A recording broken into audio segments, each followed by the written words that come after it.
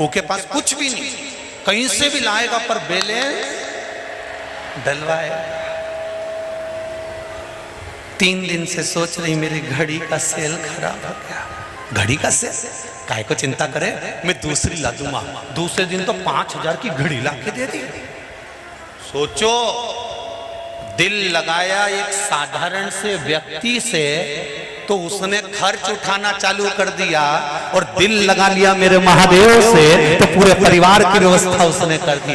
एक बार लगाओ तो उससे, उस परमात्मा से दिल तो लगाओ। जिस दिन हमने उससे लगा लिया फिर भटकना छूट जाए। फिर क्यों भटकेगा मनुष्य?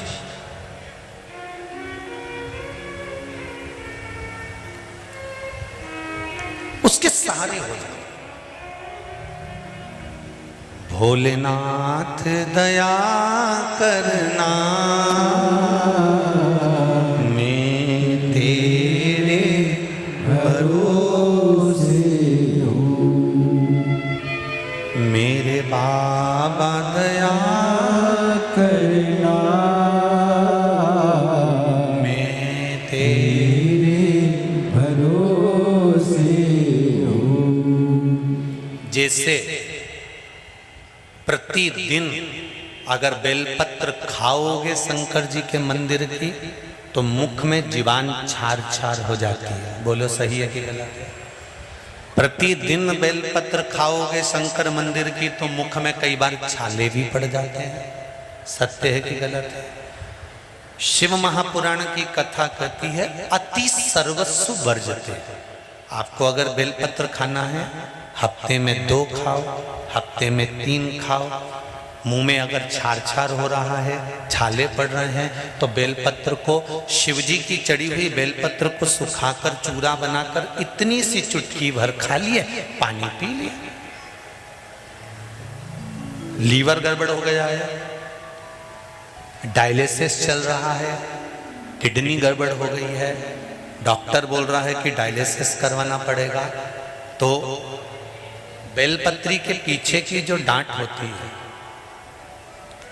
जिसको आप लोग तोड़ के फेंक देते हो, वो बेलपत्री के पीछे की जो डांट है, ये ब्रह्मा विष्णु महेश। समझ में आ रहा है आप लोगों को? बीच में जो डंडी दिख रही है आपको, इसके बीच में बड़ी पत्ती और 2 पत्ती के बीच में जो खाली जगह है, ये खाली जो डंडी है, इसमें 33 कोटि देवी देवताओं का स्थान होता है। किसका स्थान है? 33 कोटि देवी देवताओं का।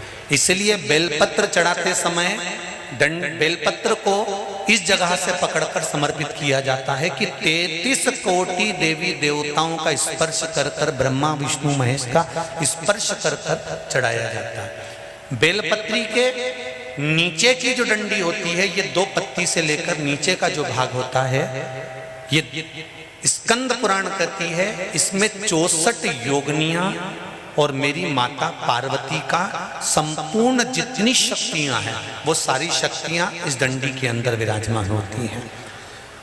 इस डंडी के पीछे एक गोखरू होता है, जिसको माताएं तोड़ देती हैं। वो जो टूटा हुआ गोखरू रहता है, उसमें भगवान शंकर के प्रत्येक गण का भाव रहता है। इनका काम क्या रहता है?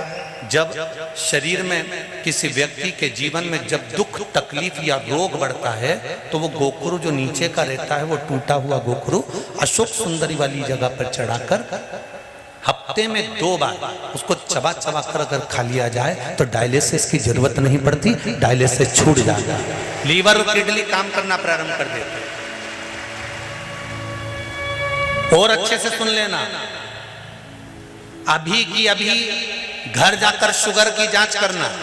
शुगर कितनी भी हाई जा रही होगी, बेलपत्री के नीचे का गोखरू टूटा हुआ अशोक सुंदरी पर चढ़ाकर खाकर 5 से 7 मिनट मुंह में रख लीजिए और उसके बाद शुगर की जांच कर लीजिए, शुगर लेवल में मिलना प्रारंभ हो जाएगा। बेलपत्री का जो सुख है वो जीवन का आनंद देना है।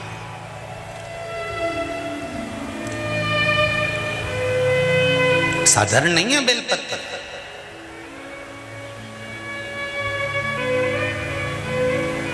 देवराज ब्राह्मण की माता के पुण्य, देवराज नाम के ब्राह्मण की माता का एक लोटा जल चढ़ाया हुआ कहां काम आया? जब देवराज के शरीर में ताप पड़ा, देवराज बीमार पड़ गया, शंकर जी के मंदिर में चोरी का सामान लेकर बैठ गया। चोरी के सामान को लेकर शिव मंदिर में देवराज बैठ तो गया, चोरी के सामान को लेकर देवराज बैठ गया।